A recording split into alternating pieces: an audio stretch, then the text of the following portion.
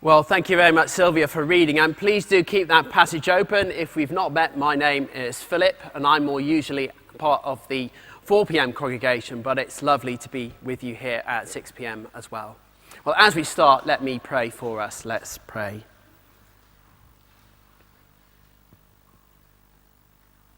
He utters his voice, the earth melts. Our Heavenly Father, your words are powerful. They speak to us, they address us. And so we pray very much that you would address us personally today. In Jesus' name, amen. Well, let me start with a question, and I'm going to give you a moment to think about it, and it is this. What do you fear? Have a think about that.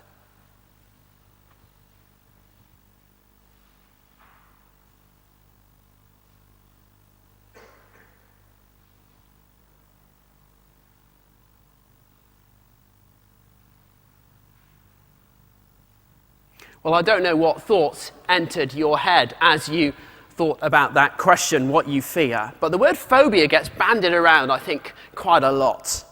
Here are just a few. There is acluophobia, that's fear of darkness. Maybe that's some of you on these cold winter nights. Then there's acrophobia, that's fear of heights, another popular one. But here are some seasonal ones. There's clausophobia, that's fear of Santa Claus. Anyone got that? And then there's meliagrisphobia. That's fear of turkeys. Has anyone got that problem? Well, experts say that we all fear things on different levels. But here's a thought experiment for us. At what point do we have a phobia? At what point do we really fear? Let me ask you, what do you do with a spider? Do you cover it with a glass? Do you ask someone else to deal with it? Do you tape up the overflow pipe on the bath? Or do you leave the house completely? Which end of the spectrum are you at? Well, that's sort of kind of banal kinds of things, but what about the things that really objectively are scary in life? The kinds of things that we really objectively ought to fear on New Year's Eve. As we look to the future, as we look ahead to life in London in 2018.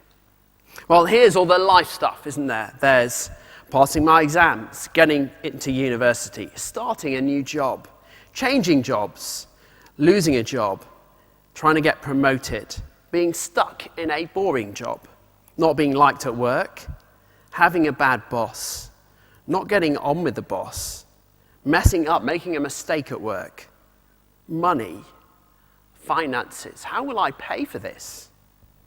Finding a house. Finding the right person, how we look, will the kids be safe? How will they turn out? Riding a bike in town, I think that is pretty scary. Car accidents, being mugged, evil, health issues, serious sickness, middle age, old age. That's the life stuff. And then there's the global stuff as well on top of that. Brexit. And the threat of a terrorist attack on our streets in London. Or North Korea, Iran, and so on. A nuclear bomb, global warming, the economy. I could go on, couldn't I? Lots of things that might cause us to fear, that objectively speaking we might think are scary. Well, if that's the case, then I hope that this psalm will help us. Alec Mattia says this psalm is about Christmas, and I think it helps us post-Christmas and into a new year as well. Now, this song, as you'll see from the top there, is written by the Sons of Korah. Now, that sounds a bit to me like a rock band, but they are God's singer-songwriters, and they wrote this song to help us, to help God's people in an objectively scary situation. It gets called trouble there in verse 1. You'll see there. We could call it distress, alternatively. We're not told exactly what it is, but there are some clues as to what's going on, the historical setting. Take a look at verse 6 over the page. You'll see there, it mentions the nations. It says the nations rage, the kingdoms totter. Now, you only need to look back in history or go to the British Museum to see what these nations did, Assyria and Babylon, what they did to God's people, Israel. They went into exile ultimately. And later, as we read later on in the Psalms, in Psalm 137, we are told God's people are there by the waters of Babylon, and they are mourning, they are weeping, as they remember how things were in their city in Jerusalem. It is a very scary situation. Everything has been crushed and smashed up. The city has been smashed up. Just think of ISIS to get the kind of idea. As they smash up the city and they take people captive. That is the kind of picture. Maybe we're here and we're visiting and perhaps we wouldn't call ourselves a Christian. Or maybe we would. And either way, some of this maybe resonates. And we wonder, what is the answer? What is the Bible's answer? What is this Psalm's answer to that? Well, let me make things worse before we make them better. Because you see, the New Testament tells us that believers, that Christians, are in exile too. We live in a shaky, a broken world. And we live in a scary world as we sit here on New Year's Eve. We face opposition. And we are not at home here and now. And in the midst of all of that, here, look at verse 2. This is what the sons of Korah are able to sing. We will not fear. How can we sing that song? How can I sing that song on New Year's Eve? Well, the answer in this passage is this. God is unshakable. That's the big thing. Now, I think the passage splits into three, and that word Salah is a musical kind of pause. And it comes after each little section. And in each section, we see a shaky world. And then we see God, who is unshakable. Take a look at verse 1. God is our refuge and strength, a very present help in trouble. Therefore, we will not fear. Look down to verse 7. The Lord of hosts is with us. The God of Jacob is our fortress. And then verse 11. The Lord of hosts is with us. The God of Jacob is our fortress. Do you see the picture? God is unshakable. And yet we need to see that and feel that. And that's why he gives us some graphic pictures so that we feel it in our hearts. And so that we learn in our hearts to trust God and not to fear. There are three things I think that we need to take to heart. And they're there on your outline. And the first is this. A shaky world. That's verses 1 to 3. First of all, this is a shaky world. God is unshakable, but we only see that when we see this world against that. And there is picture language here to describe what our world is like. Take a look at verse 2. Therefore we will not fear, though the earth gives way, though the mountains be moved into the heart of the sea, though its waters roar and foam, though the mountains tremble at its swelling. We're by the sea.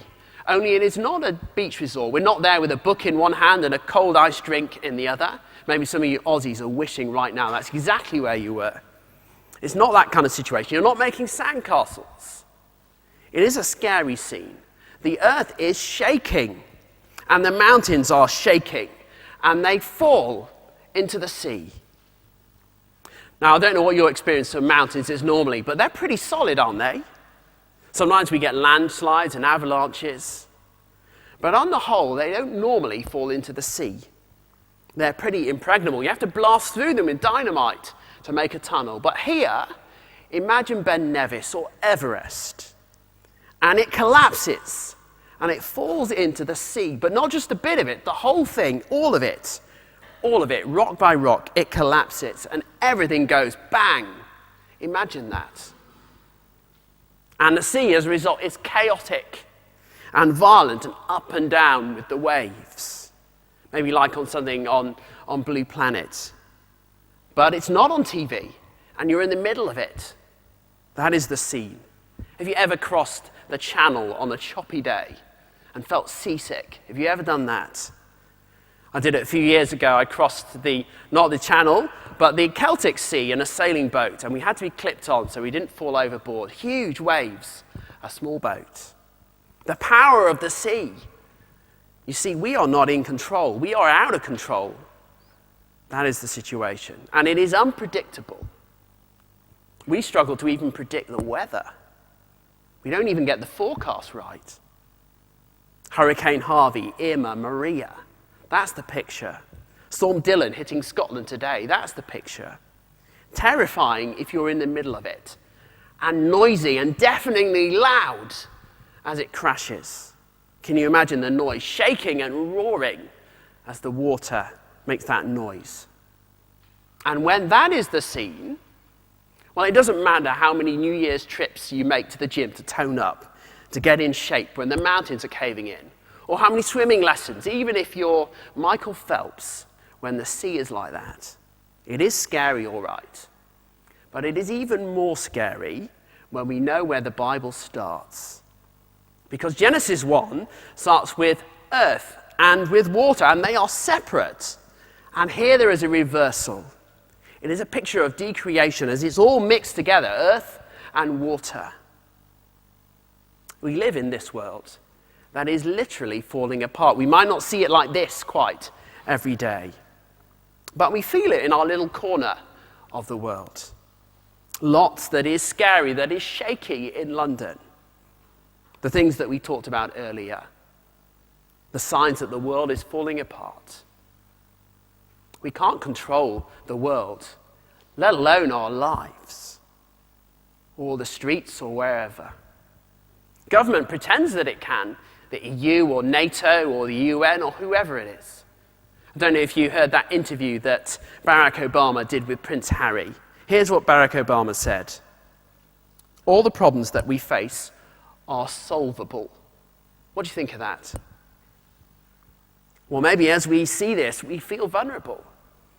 And things feel out of control in our world, in our lives. And we wonder, what will the new year bring for me, for us?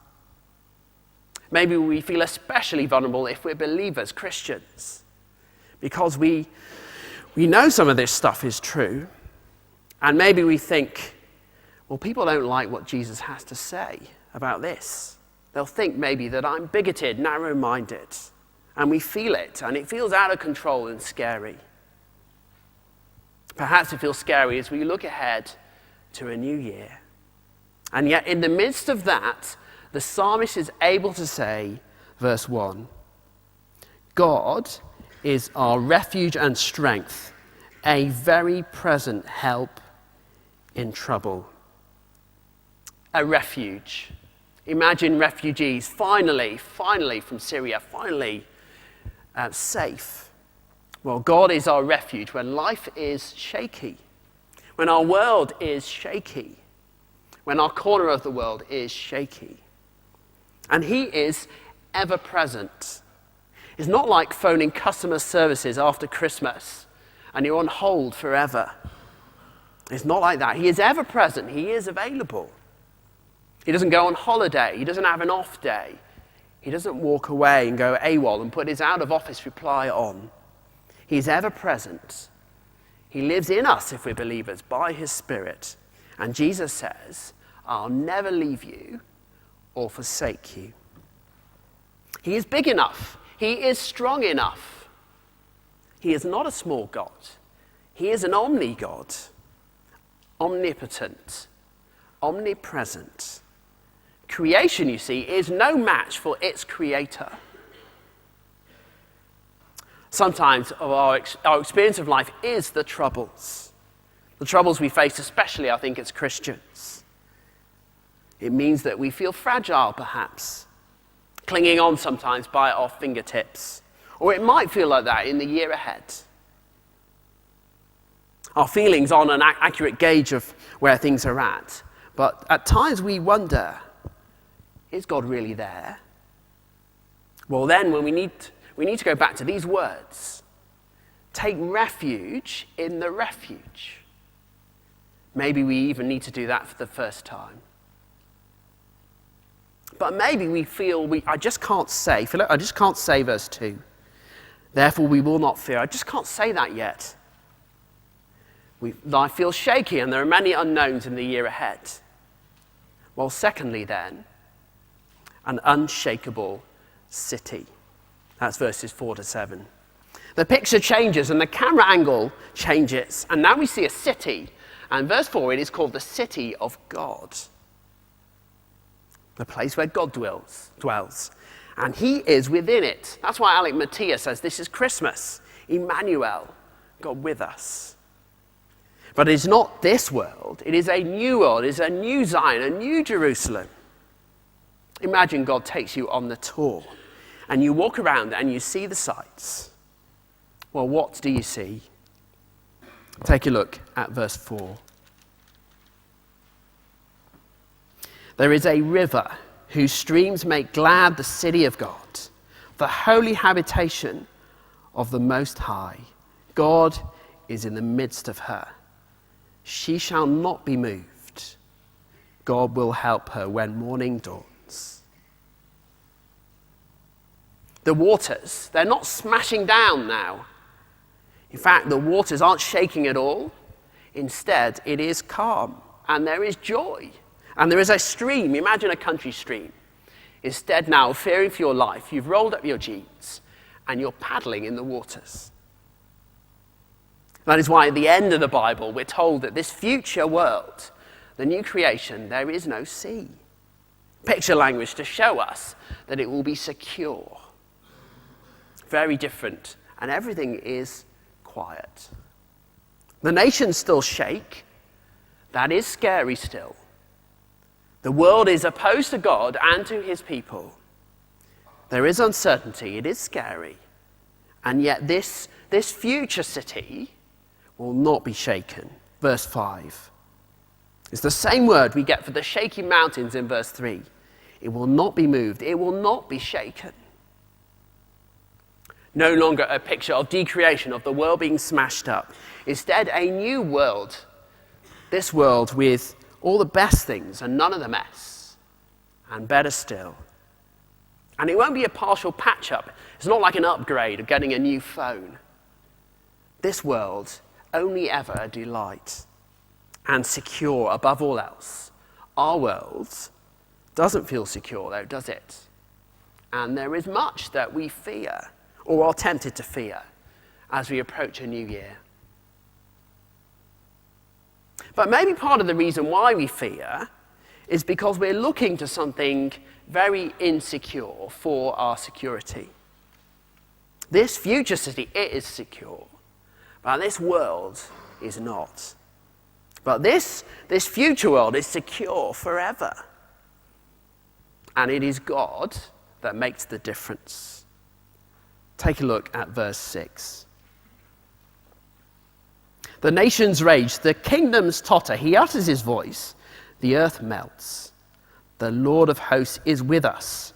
The God of Jacob is our fortress. Over and above this city is God.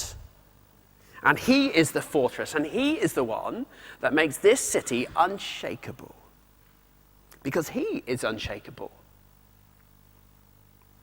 Martin Luther, 500 years ago, wrote a famous hymn called "A Mighty Fortress is Our God." And it was based on this psalm. And he experienced a shaky world 500 years ago. A shaky world, even the church in opposition at the time, opposed to the gospel. And he drew strength from this psalm, this unshakable city, this unshakable God. It was played at President Eisenhower's funeral, and it's been a favorite for years. Well, pause for a minute. Just think on this. This city, this God. Imagine this future. But maybe we've still got questions. I mean, that's normal, isn't it? Or maybe we're nodding on the inside in agreement. And yet we don't feel this yet. We reflect on this picture. Well, that is the way to do it, to reflect on it and to pray. To pray that you would take this to heart, that God would help you take it to heart. I can't promise that the trouble will go away.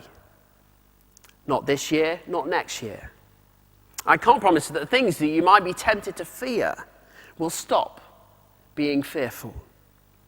But one day it will be, one future day, when this city is a reality, when Jesus returns. But in the meantime, it is good to know, wonderful, precious to know, that God is with us, the one who is bigger than all the trouble, and one day he will bring this city about. And yet maybe you think, I just still can't feel as if I can say verse 2. Fear is hard to shake off. Well, thirdly, a God who stills what shakes. Verse 10 is one of those calendar verses, I think. But on its own, it doesn't make much sense. But it does when we look at it in context. It sounds like it's a command to us to be still. But I don't know about you, when the world is raging with all this uncertainty, with a shaky world, the last thing I'm going to be able to do is sit still when someone just tells me to be still. I don't think that's what this is saying. Instead, I think this is God speaking and addressing his creation, speaking to the nations, to the shaky world, to all the stuff that maybe we are scared of in a new year ahead, and saying, stop, be still. We get another picture of this, I think, in the Gospels. So turn with me to page 1012. Page 1012. Those of you who've been looking at Mark's Gospels this year, hopefully this will be familiar. But take a look at page 1012 and look down at verse 39. And Jesus awoke and rebuked the wind and said to the sea, "Peace, be still." And the wind ceased, and there was a great calm. He said to them, "Why are you so afraid? Have you still no faith?" And they were filled with great fear. Jesus, the Lord of creation, speaks to his creation and says, "Stop, be still." That's how the sea can stop smashing about. That's how God's city can be unshakable. He stops everything dead in its tracks. He stops what shakes from shaking. And that makes, I think, sense of all the rest of the verses in that little last bit in verses 8 and 9. God stops war, and he stops it through judgment.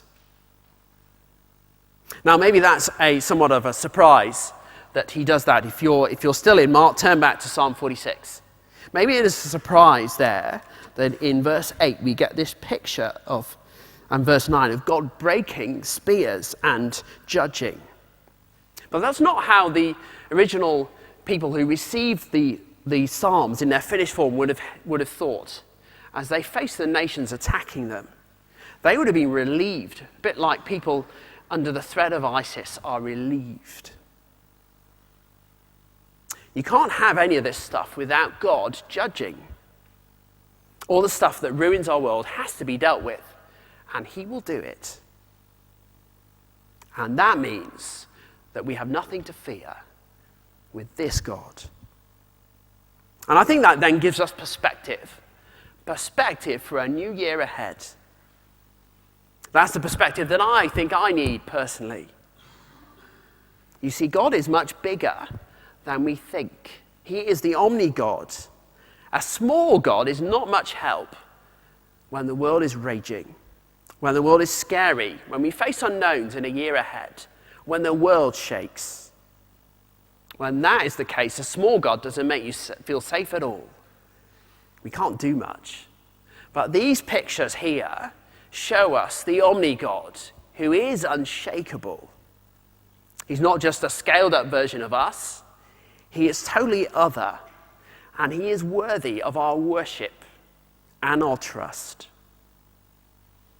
So as we close, let me ask the question: how How big is your God?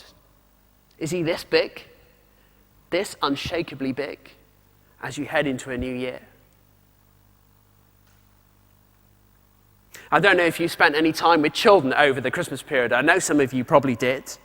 Or maybe you think back to your childhood.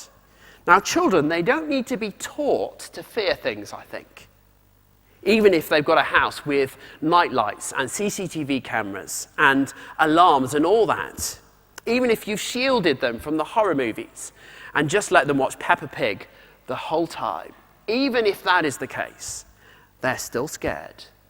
They know that the world is scary somehow, and they reach for the teddy bear. Well, similarly, we don't need to be taught to fear.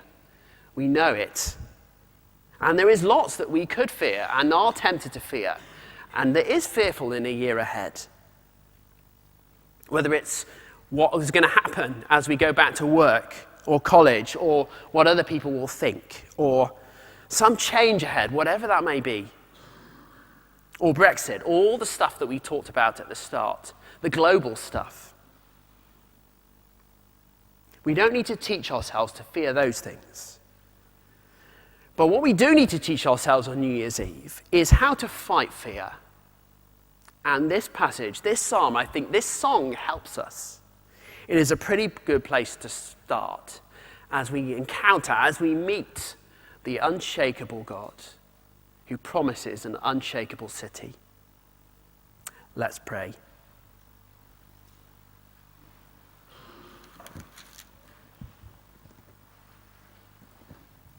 God is our refuge and strength, a very present help in trouble. Therefore, we will not fear. The Lord of hosts is with us. The God of Jacob is our fortress. Our Heavenly Father, we thank you for this picture of you in your glory and power and majesty, you the the unshakable God.